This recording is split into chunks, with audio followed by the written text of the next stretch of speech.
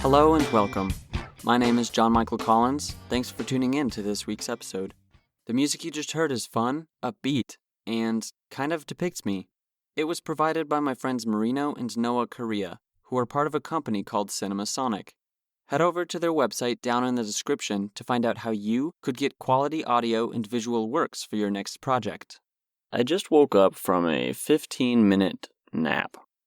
Now, if you've never taken a 15-minute nap, you could probably imagine what it's like. At first, you would think that's literally not enough time to get to sleep.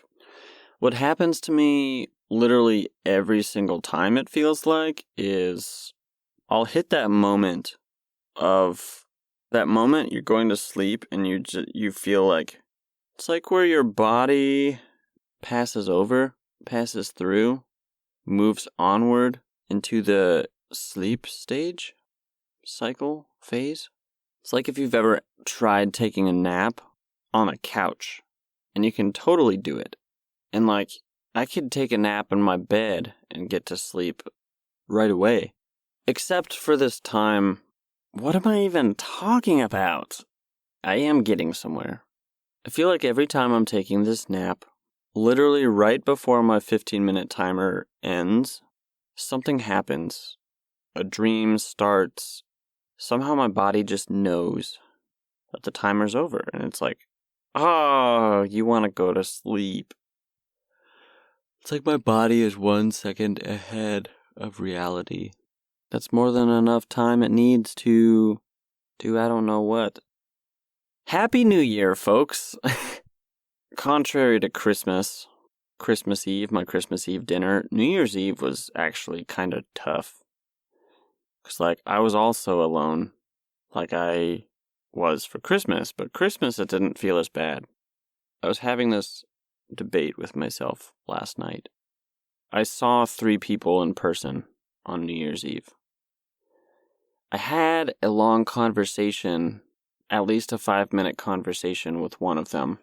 The other 2 people, they were a couple, and it was just like, hi, Happy New Year. So is that even a conversation? I don't know. I want to get to a point where I enjoy the process of recording. I enjoy the thought of recording. I said 2 weeks ago, or a week ago, that it was getting better, and it is getting a lot better. You know what? Maybe not. No, it is getting better, that's for sure. It's just, I'm not enjoying the empty-mindedness. There we go. That's a good way to put it. Having a structure, having an outline of things to talk about is good. It keeps you from thinking about nothing. So New Year's Day's feeling kind of like blah. Off to a good start. It'll get better. There is one thing that I wanted to talk about before we get into this episode, and that's the thought of fate and God's plan. Now, I'm not a theologian, and when I say theologian, I mean I don't have years of crazy amounts of study and published writings under my belt about God. If that's not what a theologian is, please don't write me hate mail. You could break it down and be like, oh, well, you think about God, so you must be a theologian. Maybe that is the definition, but what I'm trying to get at is I'm not a scholar, but I mentioned not being meant to be in certain things. I said I wasn't meant to be in Harry Potter. I actually don't know how true that is. It's possible that I could have been meant to be in Harry Potter. Daniel Radcliffe and I are roughly the same age. He was just within the realm of actors who submitted for that part. Had I submitted for that part, maybe, I don't know, I would have gotten some role. I don't know. Who knows? But what I do know is when people think of God's plan, they think of, there being a right answer for everything. It's very easy to get confused. I really need to put like a chair in here while I talk so I can sit. I have never once recorded while sitting for this podcast. It's really easy to get confused, the things that will happen and our freedom to choose to do certain things. I want to present you with a few thoughts. The first one being, all things will happen in God's timing and in His way. Okay. All things will happen in God's timing and in His way. I'm just going to say that fate is different than God's plan, for I believe that I have a choice to do whatever I want. Now, God ultimately knows what choice I'm going to make, and that choice is within His plan. But the main thing to think about, who do you live for? And I will tell you, in their hearts humans plan their course, but the Lord establishes their steps. Proverbs 16, verse 9. Maybe I was supposed to be in Harry Potter. I don't know. But does it really matter? No. So things that you and I can interact with, or things that you and I can observe, things such as time, reality, matter, our plans, order of the things around us, space, heat, evil, all those things are, in a way, around us. We engage with them, we interact with them. Those are like within our dimension. Now, initially, God is outside of the human dimension, but He stepped into our dimension to prove Himself. He put on human flesh and bone and died. Not only died, but lived a perfect life and then died to save humankind from their sin. And in doing so, in following Him and in trusting Him, you too can have eternal life. You too can defeat death. I too can defeat death. Speaking of defeating death, I might be putting some of you to sleep with the sound of my voice and just the peaceness of this moment of, like that moment of after you wake up from a nap. So if I've lost you yet or not, I hope I haven't. If you are just joining, this podcast is a personal and therapeutic tool I call a vocal diary. It's a space for me to process my thoughts, explore stories, and post them for anyone who might be interested. Hopefully inspiring someone. I'm not doing this for any type of social gain or to be a better... The end. I'm not doing this for any type of social gain or to be a better human. I'm just doing it. Episodes 1 and 2 talk about who I am, so please give them a listen if you haven't. They're just, talking about me. And again, I'm going to say, this time with more emotion, that I'm doing this just as a therapeutic thing. It's a thing that brings me a sense of calm, a sense of release, a sense of process, a sense of understanding. Gives me something to do. Quick disclosure that going on tangents may or may not be involved. This show is conversationally true to how I speak. And what you heard in the first however many minutes so far, probably wow, I never want to meet this guy.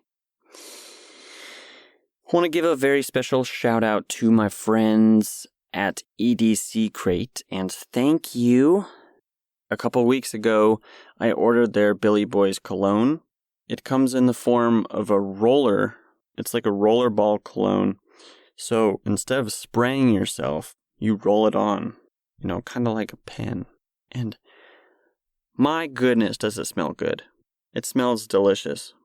So if you're interested in that as well, please head over to their website, which is in the description of this episode, and use coupon code GQT15%. If you're interested in buying something. Here we go.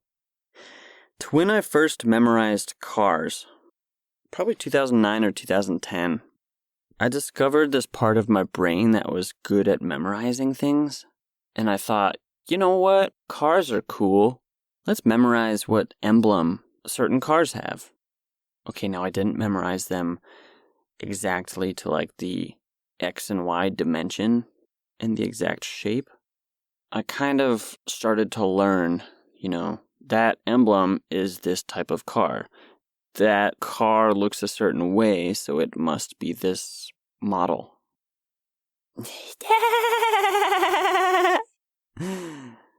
That's really, it kind of feels like one of the first things that I was proud of doing. Maybe that's something that comes with puberty and growing up is, just appreciating certain things, like starting to appreciate things. Maybe not even puberty, just becoming a certain age and appreciating certain things.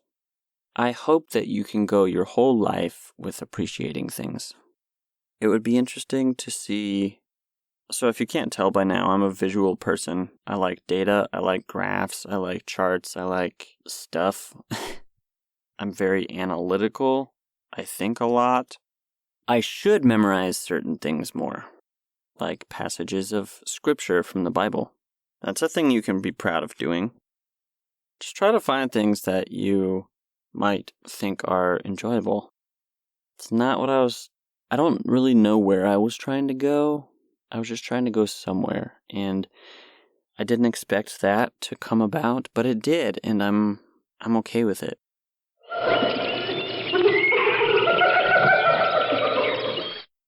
To win traffic stinks. When I first moved to Seattle, I heard that traffic was really, really bad. I moved to Seattle in 2017, fall of 2017. Specifically, I got there December 15th of 2017 in the evening, just narrowing more and more in on it. Living in Belltown in Seattle, which is north downtown, in a studio apartment with 3 or 4 other people, which was called the Cornelius. Gosh, now I'm just exploring that time. Seattle, traffic stinks. Traffic in Seattle stinks because it goes really slow. One time I was stuck in downtown. I had to drive maybe 7 miles to the Improv Theater, Jet City Improv. I thought I had plenty of time to get there, but nope, I did not. I should have gone the other way because there's really, downtown Seattle, there's really one way people are trying to get out, and that is, I don't even know the street. Is it Denny? That gets you directly onto I-5, northbound or southbound. Yeah, that was my problem. I think I was sitting in traffic for 40 minutes. I was like, I'll definitely be able to get out of downtown. But nope, I wasn't able to get out of downtown until it was a little longer than too late, but I ended up making it to where I needed to be. I had a quesadilla. No, I didn't have a quesadilla. I made some nachos with cheese, and I feel like I ate way too much. How can you eat too many nachos? There are so many cars crammed onto the highway that it just seems virtually impossible to go anywhere. I lived in northeast Seattle and worked in South Seattle, so I had to take the interstate. And it took me like 40 minutes all the time to get home. And I was going 10 miles or less the whole time. And it really stunk because when you're going really slow, unless you're talking to someone, like I had Bluetooth in my car. I don't have it anymore. I had the capability of talking to someone over my car's stereo. So I would always just talk to people on the way home. It was hands-free. Both of my hands were on the steering wheel. A lot of times, one hand was propping my head up because I was just bored. Because I was driving so slow. So slow driving should be illegal, traffic should be illegal. Bad traffic. So I thought that was bad. I thought that stunk. Until I moved to Atlanta, Georgia. And I am more terrified to drive here than I have been anywhere. And I've driven all around the country. Except there are like 4 or 5 or 6 or 7 states that I have not driven in. Nevada, Alaska, Delaware, West Virginia, Arkansas, Ohio. I think that's it. I've been in Texas when there's bad traffic, but I haven't driven. But Atlanta drivers are just like, there are so many lanes of one-way traffic. It's like, yeah, let's go 10 or 15 miles over the speed limit. Yep, cool. There are still a lot of traffic backups that really stink, and you're just like, why? This is so slow and so boring. Okay, I drive like 5 miles over the speed limit on average. There are times I find myself accidentally driving like super fast. I'll speed up to get past a certain like bunch of traffic so I can like exit, because if I slow down I can't exit, and then I just find myself stuck going that speed. Yeah. If you are a driver and you decide to drive fast, please drive fast in the left lanes. Let the slow people in the right lanes, okay? And if you are going to go really fast and you're going to pass someone who is trying to merge, please don't put them through that. Yeah, you think they're in your way, but you're actually in their way. Especially when it's dark outside and you don't even have your headlights on. That stinks. So, the lesson. If you have a driver's license, please drive properly. And if you want to come drive in Atlanta and drive next to me or in front of me or behind me, okay, specifically behind me, and you want to drive fast, I will be going the speed limit, roughly.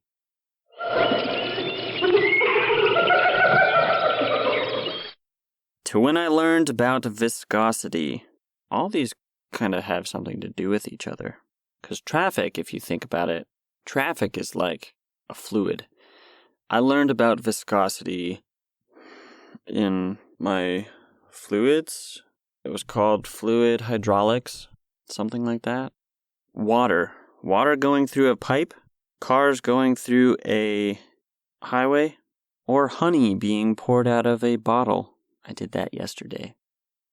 Viscosity has something to do with the space between the molecules, I think, and the weight of the molecules, the density of the molecules. I don't remember the equation that we used, but I do remember studying 7 hours for my fluids final. I got a C or like a D on the test. Just goes to show that, like, you know, the more time you spend on something doesn't necessarily mean you're going to get a good result. It would be pretty funny if I were a teacher, because I'd probably have moments like this where I'm just like, and that color, that's red, that's purple, this is a Hawaiian shirt, here's a pillow, this is my blue polo, but all together they are made up of matter, which matter is everywhere around you. And then I would laugh, probably set my microphone down, and say, we'll see you all next week. By the way, I'm trying to make this entertaining, and if it's not working, I'm at least entertaining myself. I really, really, really, really, really want to thank you from the deepest part of my heart for tuning in to this episode. If you liked it, please share it with your family and friends and anybody and everyone you know. Also, if you don't mind, head over to my website, which is my creative portfolio, johnmichaelcollins.com. I made some bread. It was pretty good. And I put honey in it instead of sugar. Thanks for listening.